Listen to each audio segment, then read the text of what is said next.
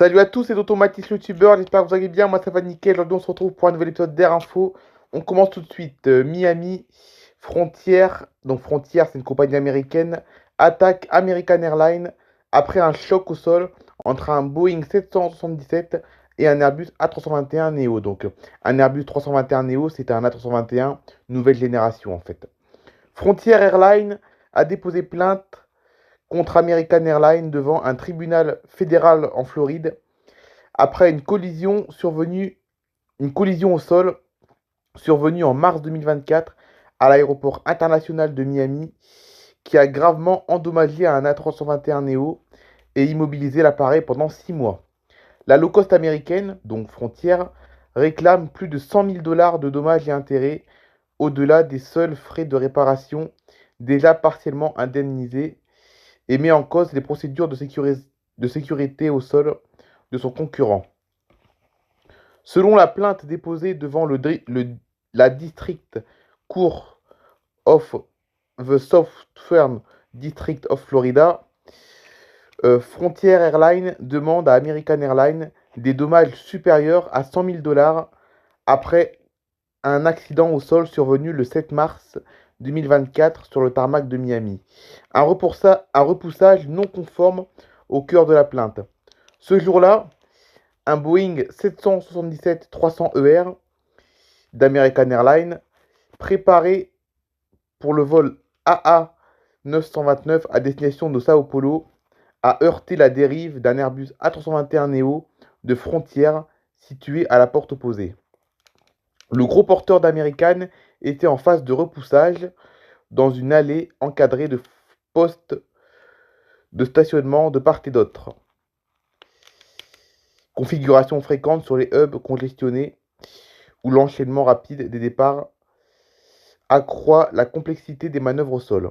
L'A321 Neo de Frontier, lui, était immobilisé à sa porte en raison d'un programme de régulation des départs alors en vigueur, avec uniquement des membres d'équipage à bord, mais aucun passager, heureusement, comme l'avait précisé la compagnie au moment de l'incident. Donc, comme vous avez pu le voir, il y a un Boeing 777 d'American Airlines qui est en train d'être repoussé et qui a heurté l'Airbus de Frontier. Et c'est pour ça que Frontier veulent déposer plainte en fait. Dans sa requête, Frontier Airlines affirme que son A321 Neo était stationné bien à l'intérieur de la zone de stationnement désignée et que la collision résulte d'un Note Compliance Pushback, un repoussage effectué en dehors des tolérances prévues par les procédures d'exploitation. Concrètement, le 777-300ER aurait empiété sur la zone tampon de sécurité de l'appareil Frontier avant que l'empennage horizontal du Boeing ne vienne frapper la dérive de l'Airbus. 6 mois d'immobilisation à cause de ça pour l'A321 Neo de Frontier. La collision a provoqué des dégâts structurels importants sur la dérive du monocouloir de Frontier, d'après la plainte et les évaluations techniques réalisées ensuite. Il a été décidé qu'il ne pouvait pas être réparé et devait être entièrement remplacé, ce qui a imposé une immobilisation de longue durée. L'appareil de Frontier n'a ainsi pu revenir en exploitation commerciale que le 4 septembre 2024, soit environ 6 mois après l'accident, alors que de premières estimations laissaient espérer des réparations en quelques semaines seulement. Pour une low cost à flotte optimisée, la perte d'un A321 Neo récent pendant un semestre pèse mécaniquement sur le programme de vol. La capacité offerte et les recettes.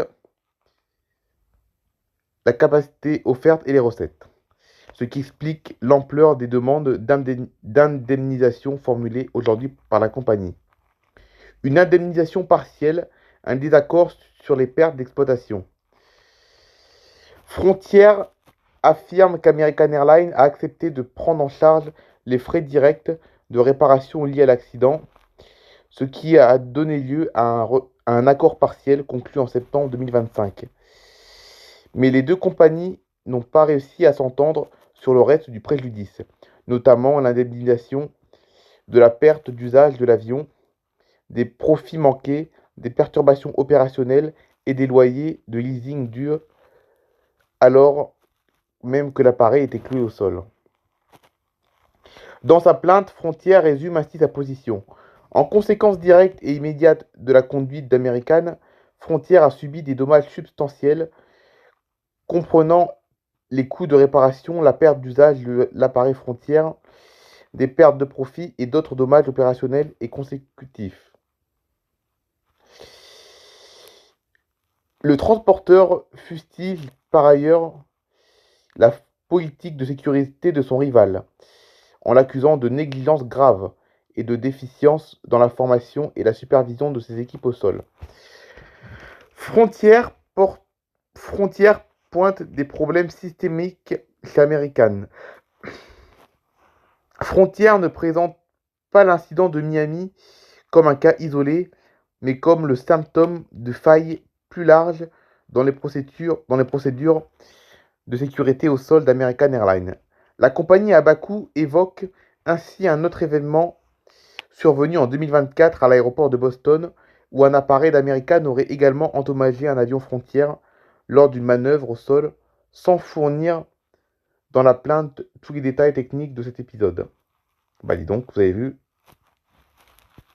Jusqu'à 11 vols par jour, Air France renforce son pont aérien Paris-New York.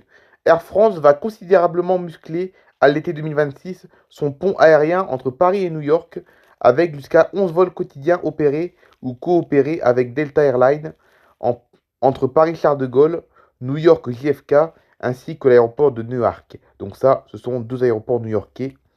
Tandis que des vols directs ponctuels relieront New York JFK à Nice à l'occasion du Cannes Lyon Festival en juin. Cet été, Air France proposera jusqu'à 11 vols quotidiens entre Paris-Charles de Gaulle et New York, répartis entre les aéroports de JFK et Newark, en propre et en coopération avec Delta Airlines dans le cadre de la coentreprise transatlantique. La compagnie française entend ainsi consolider sa position sur la première ligne long courrier au départ de Paris, dans un contexte de forte demande d'affaires et loisirs vers la côte est américaine. Sur l'axe Paris-Charles de Gaulle-New York JFK, Air France alignera jusqu'à 6 vols par jour, dont 4 effectués en Boeing 777-300ER, doté de la nouvelle cabine, la première, complétée par 3 vols opérés par Delta Airlines. New York reste la vitrine de notre montée en gamme, avec une offre inédite en fréquence, en confort et en service, souligne la compagnie, qui fait de la continuité de son produit haut de gamme un élément central de sa stratégie. Newark. Donc Newark, c'est le deuxième aéroport de New York. Une seconde fréquence quotidienne en A350. La principale évolution du programme concerne l'aéroport de Newark, où Air France passera à compter du 1er juin 2026 de 1 à 2 vols quotidiens entre Paris-Charles de Gaulle et New York-Newark. Ces rotations seront assurées en Airbus A350-900 configurés avec les nouvelles cabines long courrier, dont le siège business doté d'une porte, déjà déployée progressivement sur le réseau et désormais disponible sur l'ensemble des vols de et vers New York JFK. La compagnie met en avant une flexibilité accrue pour les voyageurs d'affaires comme pour la clientèle loisir, qui pourront désormais choisir entre 2 horaires de départ vers vers Newark, et une large palette de correspondance à Paris-Charles de Gaulle. Sur la ligne Paris-Charles de Gaulle-Newark, les horaires prévus sont les suivants. Heure locale. AF 0062 au départ de Paris à 12h30, arrivée à Newark à 14h45. AF 0064, départ de Paris à 19h45 et une arrivée à 22h pour le deuxième vol. Dans l'autre sens, donc dans le sens Newark-Paris, AF 0063 quitte Newark à 17h05 pour une arrivée à Paris à 6h10 le lendemain. Tandis que l'AF 0065 décolle à 23h55 pour atterrir à 13h10 le lendemain à Charles de Gaulle. Cabine haut de gamme et Wi-Fi gratuit comme argument.